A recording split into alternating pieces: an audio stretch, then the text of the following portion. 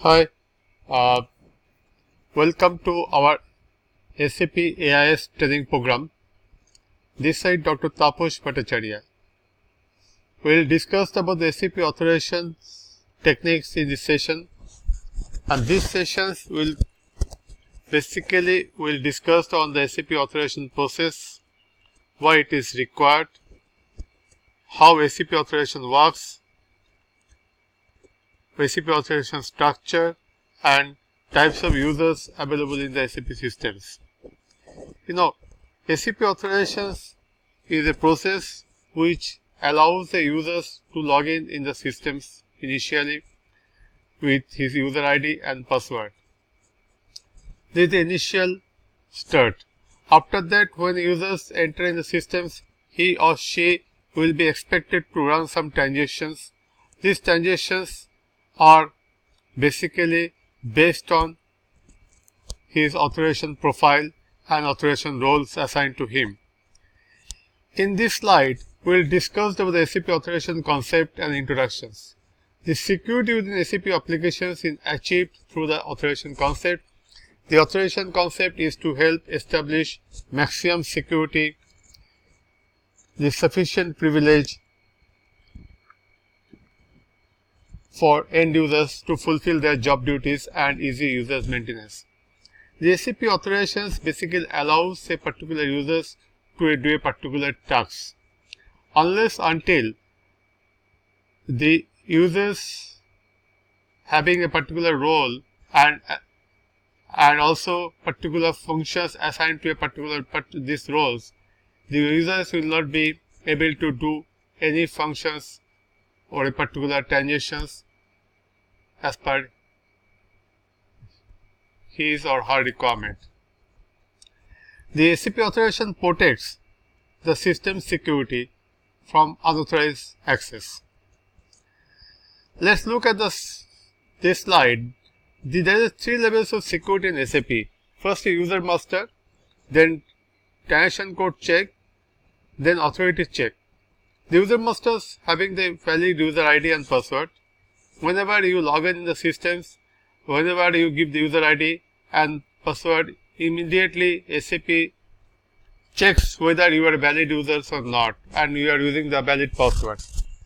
And once you enter in the systems, and when the particular users wants to do some transactions through a SAP transaction code, then immediately SAP checks whether he or she is permitted to run these particular transactions or not. This check process is called authorization process, and this is called authority check. Let's look at this slide. The SAP authorization consists of so many components: user master record, profiles, authorization object, authorization field values, roles, and authority check. The roles contains the transaction codes and authorization mapped to a particular profile and other assignments. And authorization fields means which fields he or she is permitted to act or not. Now look at the authorization concept basic background. If you've been asked to open a particular log, can you use any key to open this particular log? Is it not possible to open a log with any keys? Only the keys is basically meant for this particular opening of this particular log. You can only use that particular key and open the particular log. Unless until this key does not fit the log's requirement, you will not be able to open this log. On these principles, SAP authorizations is built on. The SAP authorization concept protects the transactions, programs and other services in SAP systems from unauthorized access. To access a particular business object or to execute a particular SAP transactions, a user requires the corresponding authorizations. This is very important to understand. And how SAP authorization works. The SAP authorization concept deals with protecting the SAP system for running transactions and programs from unauthorized access. SAP programs utilize authorization checks to protect business data and functions against unauthorized access. In order to pass an authorization check, a users need the appropriate authorizations. It determines who may execute a particular functions or access a particular object with specific values. And these authorizations involves roles, profiles, and authority checks. The three things combining together, total authorization works. A role is assigned to a particular user. Now you see this slide, how it is assigned. A user, you just go below authorizations, then you create a profile, then you create a role, then you assign to your users. That means a role having its profiles and profile having its lot of authorizations. These authorizations based on the field values and functions. Usually, the three functions are permitted in the SAP systems: 1, 2, 3. 1 stands for create, 2 stands for change, and 3 for views. Now, if you look at this slide, the authorization objects. What is authorization object? The authorization consists of a lot of authorization objects and field values. I am talking on the field values like 1, 2, 3, but company code you are permitted to open, which bank you are permitted to act, which vendor you are permitted to act. These are all called authorization field values. Now, authorization objects are the composed of grouping of fields. What is objects? Objects means the combination of lot of fields values is an object. The values of these fields will be used in authorization check. The authority check is the statement used in the above programs to perform an authorization check against the authorization object. Whenever a user calls a particular transitions, immediately on the background, the above programs checks what type of authority you are the users having to run this transitions code. If it is permit, then only you can open this transitions screen, otherwise you cannot. You see, in SAP, you can use this different transition code for same functions, and every transition code having different authorization object. Suppose MK01, FK01 and SK01, all these three transition codes are used for create vendors, but every transition code has certain capacity and certain activities, and these are controlled by the authorization object. And whenever a transition is called, the SAP checks this object, ST code and start T code, and authority checks also done by SAP in the background, and then only the users can open a particular screen of a particular transitions. Now, if you look at the authorization structure, the authorization structure starts from the role, then profile, then authorization object class, then authorization object, then authorizations and field and activities, which bottom is field and activities, that is the ground level. Then which field and activity you are permitted to do, what type of authorizations you are having, and what is the authorization object. Object means grouping of fields. Then which class it belongs to. Not more than 150 authorization object belongs to a particular class. Then what profile you are having, and then which role you are performing. Combination of all these factors is called authorizations process or authorization structures. Now, this slide will be discussed how we can create the authorization object. Authorization object can be created by transition code SU21.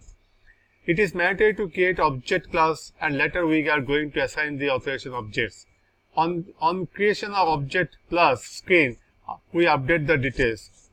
Define the SAP roles by authorization object. We need to execute the T code SUIM. Select by the authorization object under roles, enter the authorization object name in the selected field. When you log on to the RT system, the system checks the user master record to see which transition you are authorized to use. This is very important. Whenever we log on in RT systems, the system checks user master record and what are the transitions he or she is permitted to use immediately system checks in background. Now we'll look at the types of SAP users available in the systems. What is the SAP? SU01 is a transaction code to create a users. And there are so many steps involved to create a users. You have to fill up the address data, where the location of the users. Then you have to give the logon data, what type of users you are, he or she. And there is a class of users. And then you have to give it the login, then password, initial password. Then users need to change it as per his requirement or her requirement. The initial password is always provided by the system administrator. Then if in the next slide will be discussed on the types of users available in the SAP systems. There are 5 types of users available in the SAP systems: dialog users, system users, communication users, service users, and reference users. Dialog users is the normal users. Multiple logon in the systems is possible, and for a single logon, users is permitted to open the screen at a time. The roles and authorization access through GUI. The users' roles and authorizations is controlled through a GUI, that is called graphic user interface. Then system users, basically internal system process, ALE work, and CU activity and transport management systems, the system users work. Then communication users, basically the dealing with the remote functions called communications or system administrative functions. Okay, and dialog logon is not possible. Then they are not communicating with the systems through the SAP dialog or SAP GUI. The service users, basically dealing with a lot of service activities, and multiple logon is allowed to this type of users. And then reference users is a general users not assigned to a particular person. You cannot log on using a reference users. The reference users is only used to assign additional authorizations. The reference users are implemented to equip the internal users with identical authorizations. These 5 types of users are available in the SAP systems. The most important is the dialog users. Most of the users are dialog users.